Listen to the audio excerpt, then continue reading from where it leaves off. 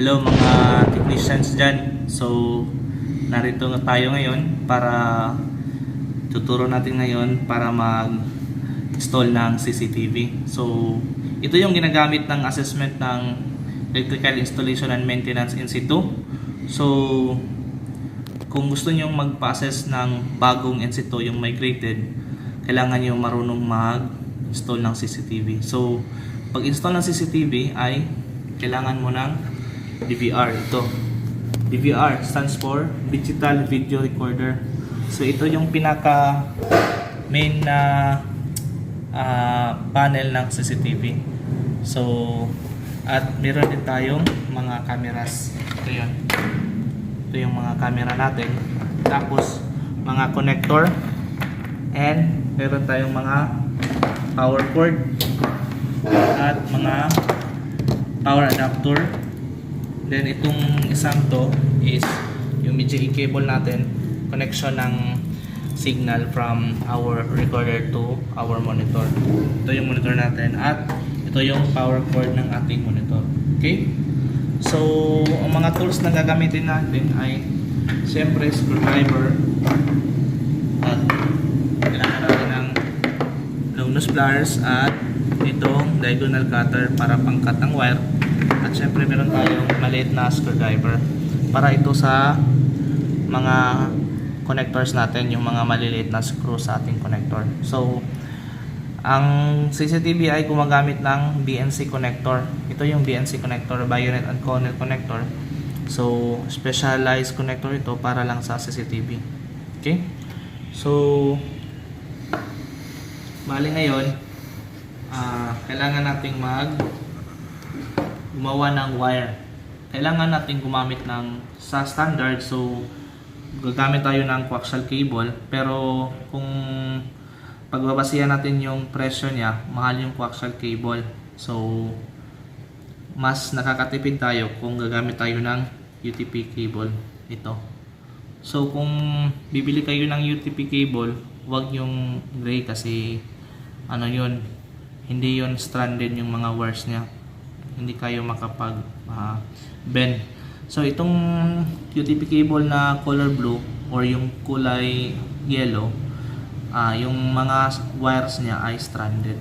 So kapag i-open mo to sa loob, stranded to, tapos hindi mapuputol kaagad. Okay, ito yun, stranded siya. So, ang size ng mga wire nito, tag-iisa ay 20 EWG. So, pasok pa rin sa minimum requirement ng ating wiring. Okay? So, bali ito na yung mga wires natin na tinanggal natin sa niya. Ito yung gagamitin natin. Okay? So, sa ngayon, kailangan tayong gagawa ng mga wires connection. So, gagamit tayo ng mga wires ito, tapos magko-connect tayo ng ating BNC connector. Okay? Anong gagawin natin? So, naka-indicate din dito yung positive at saka yung negative. So, dalawang terminal lang yun, positive at negative. So, lagay tayo ng positive dito, start natin, tapos dito ang negative. Alright, start na tayo. So, ang unang gagawin, strip lang natin tong mga wires na to.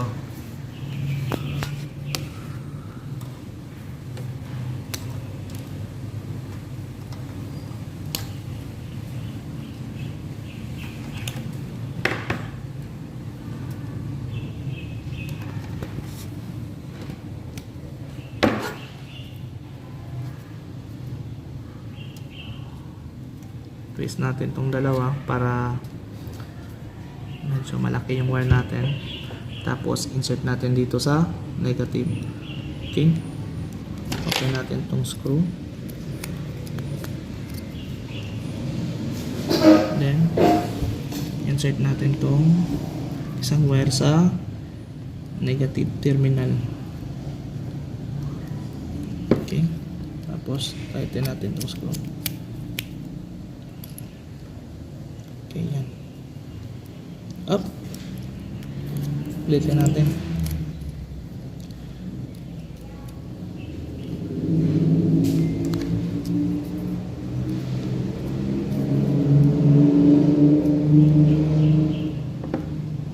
Insert natin dito. Okay, dapat mahigpit yung pagkaka-screw natin.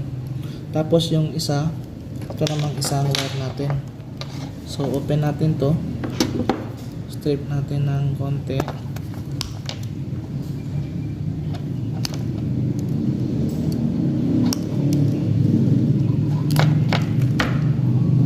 Then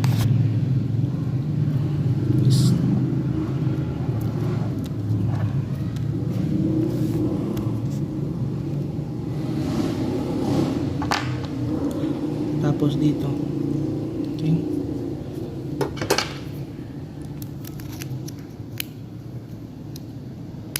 Kung makikita nyo, naka-open yung wire natin dito. So kailangan nating linisin to. Dapat maka-insert to lahat sa ilalim. Dapat walang open conductor kasi yan ang mag-create ng short circuit. So dapat insert to lahat. Okay. Insert natin lahat. Tighten the screw. Okay, yan na. Okay na yan. Ito na yung natapos natin na isang kabila. Tapos ito naman, kukonekan natin ng the same BNC connector rin. So, kailangan nagkatugma yung mga terminal niya. So, dito, nilagay natin sa dito, negative terminal ay yung kulay brown. Tapos dito sa positive terminal ay kulay orange. Dapat dito rin magkasing kulay rin sa each terminal niya. Okay? So, the same procedure lang. Strip muna natin to.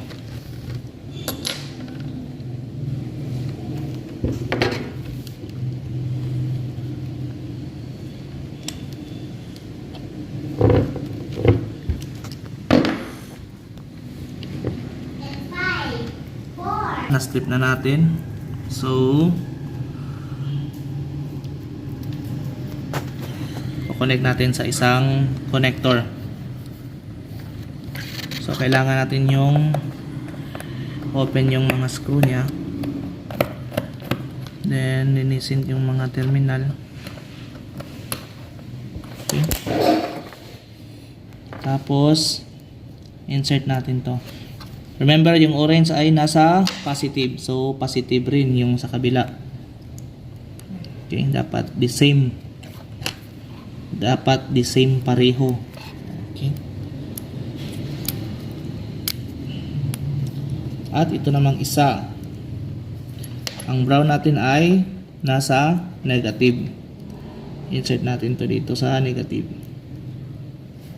Okay, meron na tayong connector para sa ating camera.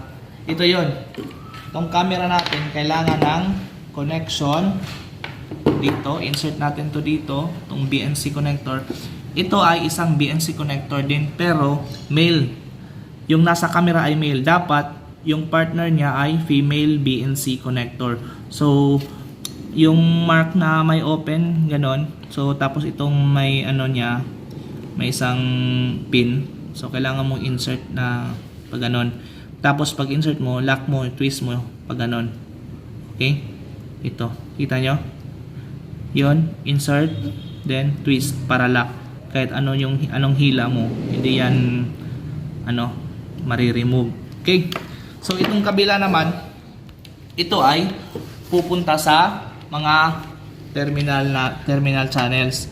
Ito yung DVR natin ay isang 4th channel DVR. So 4th channel, 4 na camera ang pwede nating ilalagay. Ito yon, video in. Nakalagay dito video in. So ito yung insert natin from camera. So the same procedure rin. May mga pins yan. So kailangan mo lang hanapin yung opening. Insert. Tapos insert mo. Tapos push. Then twist. Okay. Hindi na yan mariremove.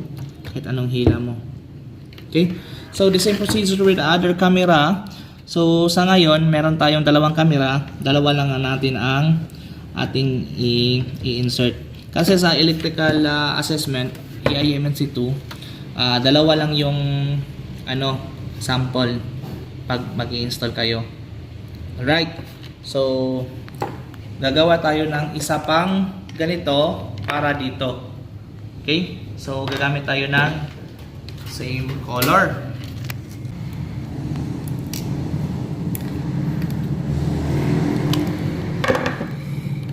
Okay. Tapos kabila naman. Open rin natin to. Mga 1 cm lang yung opening niya. Yung strip niya. Okay. Tapos dito rin. Twist natin to.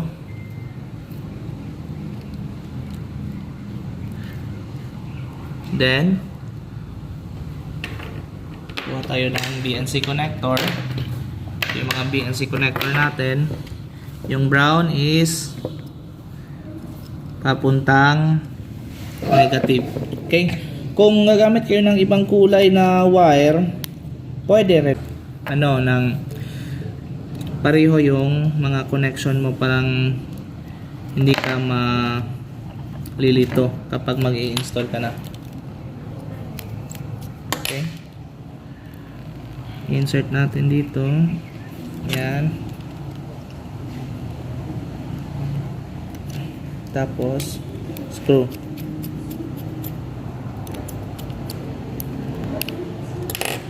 Okay. Tapos sa kabila naman, itong kulay orange at kulay brown. Itong kulay brown papunta dito sa negative. Alright. Screw. Hihigpitan. At itong orange papunta dito sa positive. Okay, kung titingnan natin ulit, positive, negative, positive, negative. Yung positive natin ay orange, tapos dito sa positive sa kabila, orange rin. Okay, ganyan. Dapat ganyan. Okay, connect natin to sa isang camera natin. Ito yung isang camera natin. Connect natin dito. Yung may pin dapat dito. Okay, insert natin yan. Then twist. Okay, ditong isa namang kabila para dito sa DVR natin, itong digital video recorder. Then insert natin sa pin. The same procedure, push at twist.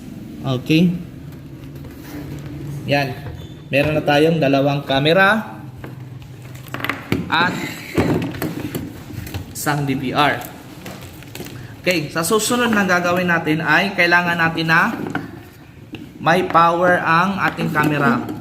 So ito yung niya para sa power supply. So ito yung DC plug. Silbi, ito yung female DC plug. Kailangan natin na gagamit ng male DC plug para dito. Okay? Pag ganon. Okay. So gagamit rin tayo ng the same wire. Okay? Para sa power supply ng ating mga cameras. Okay? The same procedure, gagawa tayo ng power supply ng ating camera. So, ito yung gagamitin natin. So, strip natin rin ito.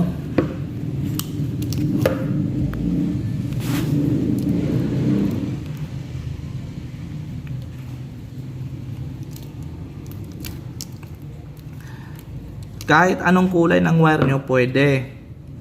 Basta wag lang yung pinakamaliit na wire. Ito lang yung minimum na wire. Ito yung pinakamaliit na pwede gamitin. Number 20. Ito yung mga wires na nasa UTP cable. Right?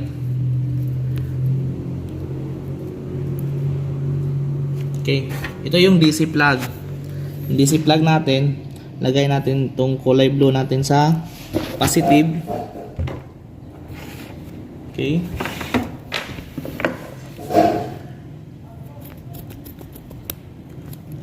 Tapos itong isa naman dito sa itong kulay green natin, lagay natin sa negative.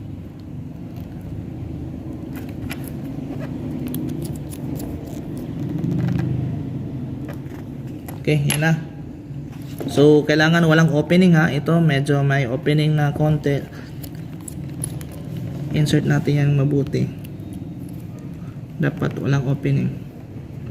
Kasi magsushort yan.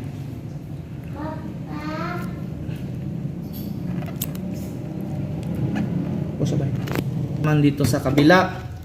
So, kailangan rin nating connect ng DC plug para sa power supply. Okay?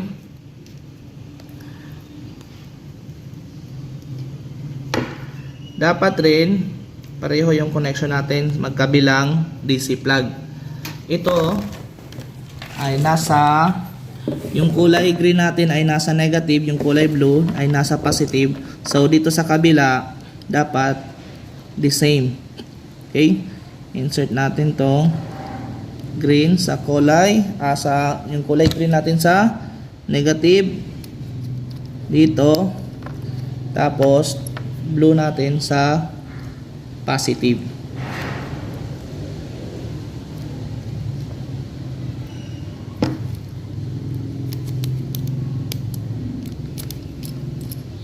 Okay, remember dapat walang opening, walang makikitang opening.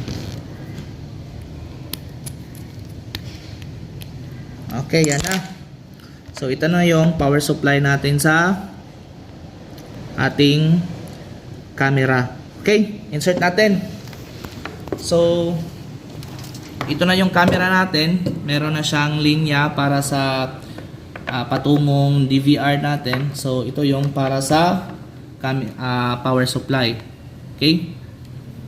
12 volts power supply ito. So, naka-insert na sa ating camera, tapos itong isa patungo sa ating power supply. Ito yung power supply natin. So naka-indicate dito output niya 12 volts. Okay? 12 volts yan. So insert natin dito sa 12 volts power supply. Alright, so meron na siyang connection. So tapos yung isang camera naman ang lalagyan. So sa power supply natin, gumagamit lang tayo ng ganitong power supply. So hindi kasi ito yung power supply talaga para sa camera na gumagawa lang tayo ng sarili nating power supply. Ito yung power supply ng telepono. Basta 12 volts, okay lang yun. Tingnan nyo lang sa camera nyo kung 12 volts ba ang power supply. So nandito yung niya 12V. Ito yan, 12 volts. Okay? Kailangan lang na papasok siya sa specific na voltahe na kailangan. So pwede itong power supply natin na 12 volts. Okay? Tapos ito, marami kasi ito kasi gumagawa lang tayo ng sarili nating power supply. So yung isang power supply kaya mag-supply ng 4 na camera. Okay, so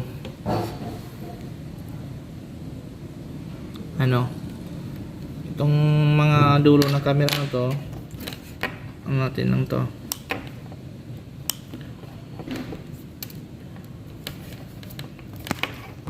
Okay, sa ibang video naman, papakita ko na lang sa inyo kung paano gagawin itong do-it-yourself power supply para sa ating camera. Hindi nyo na kailangan bumili pa. Manap ka lang kayo ng power supply, tulad ng power supply ng telepono, yung mga sirang telepono. So, at yung mga sirang Wi-Fi modem, 12 volts yun. So, pwede na yung gagamitin natin. Basta naka-indicate dito sa output na 12 volts. Okay? Okay, naka-insert na yung isang power supply natin patungong camera. Ito na yon. So, itong isang camera natin ay kompleto na. kung makikita yun dito, hindi ito terminal, isa lang itong switch. Okay, sa survey mode ng ating camera ito. Pag pinindot natin ito, meron itong night mode at day mode. Okay, so kung gusto nyo i-night mode, pindot nyo lang ito at day mode. Pindot nyo lang dyan. Pero kung meron dito automatic, hanapin nyo lang, lalabas din yan mamaya sa monitor. Pag nakapindot tayo dito, tapos pindot, parang tatlong option ito, night mode, day mode, at automatic. Okay, set nyo lang sa automatic dyan. Okay, kung survey, dalawa lang yung terminal natin sa camera. Okay, parang tatlo pero hindi ito terminal, isa itong switch ng mode ng camera natin. So yung tapos itong isa naman, itong isa wala pa itong power supply, so gagawa tayo ng connection sa power supply. Okay, the same procedure lang ang gagawin natin. Okay, strip natin to ulit.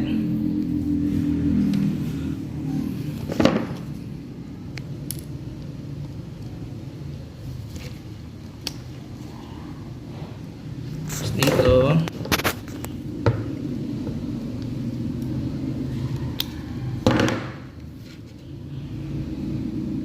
kung meron kayong mga katanungan, tatanong nyo lang sa comment. Okay, comment lang kayo. At huwag nyo rin kalimutan yung mga hindi pa nakapag-subscribe, mag-subscribe na rin kayo kasi marami pa tayong mga videos about sa mga trainings sa electrical, sa at iba pang mga courses ng TESDA at DepEd, at mga updates ng mga scholarship. Okay, so mag-subscribe kayo para updated kayo.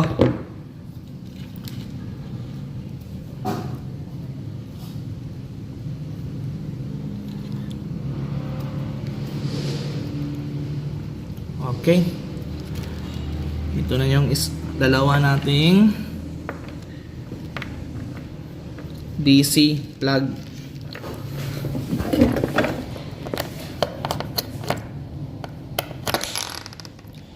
Insert natin tong kulay green sa negative,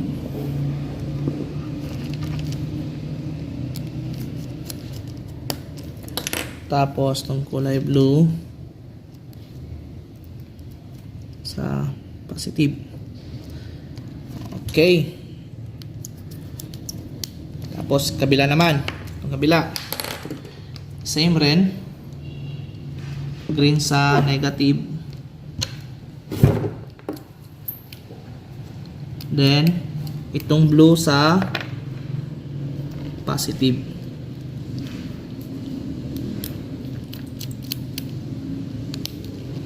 Okay, meron na tayong connector para sa ating power supply. So sana yung ano natin, so ito na yung camera natin.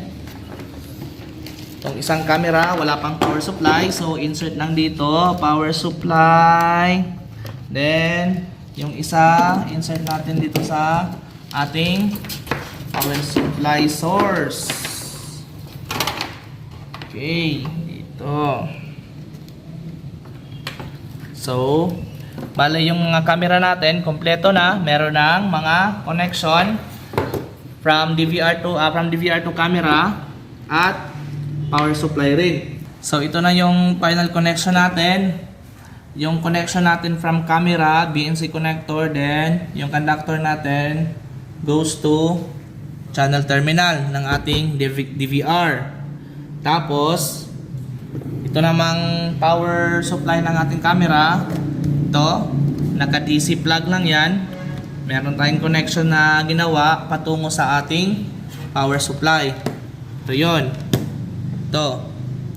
Then tapos itong isang camera naman, the same, meron na siyang connection, BNC connector to our DVR. Okay, dito, kalagay dito. At the same, meron ding power supply. patungong power supply adapter. Okay, dito siya naka-terminate. Right, so ang susunod na gagawin natin ay i-energize natin itong ating DVR. So kailangan din ito ng isang power supply. So meron na siyang prescribed na power supply. Ang power supply niya ay meron siyang input na 12 volts rin dito. 12 volts. Output ng power supply ay 12 volts, tapos papasok ito sa ating DVR. Okay, direct current ito DC. So ito yung terminal niya. 4 pins terminal yan. Papasok natin dito sa terminal ng ating DVR. So ganyan lang. Pasok mo yan, tapos insert lang natin to sa ating outlet. Okay? So ang susunod na gagawin ay kailangan natin ng monitor. Ito yung monitor natin. So mag-connect tayo from DVR to our monitor gamit ang VGA. Okay?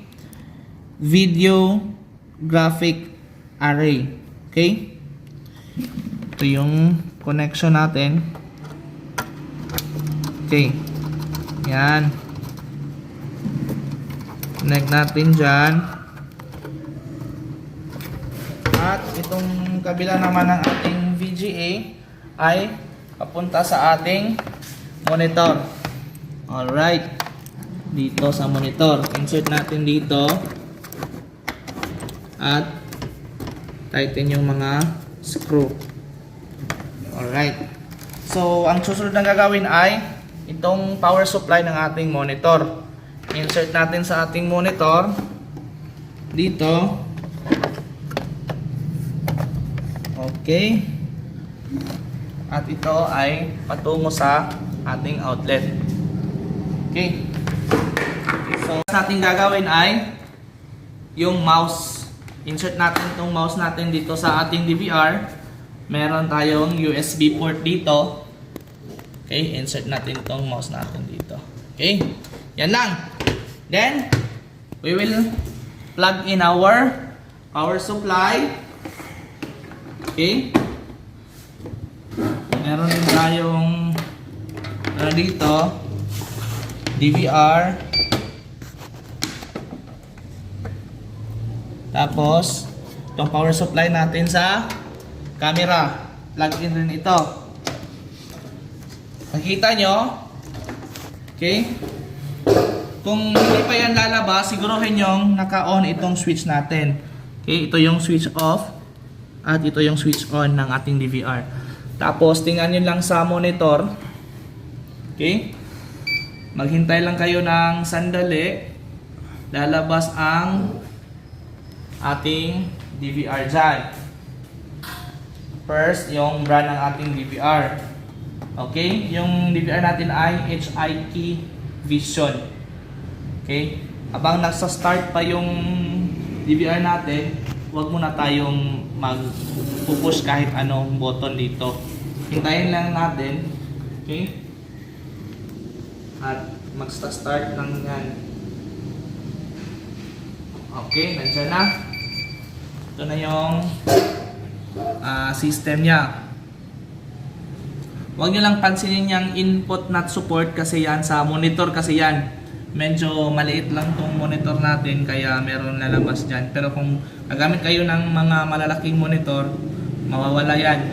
Hindi yan lalabas. Okay? So, pipili lang tayo ng language, system language. Apply na, yan.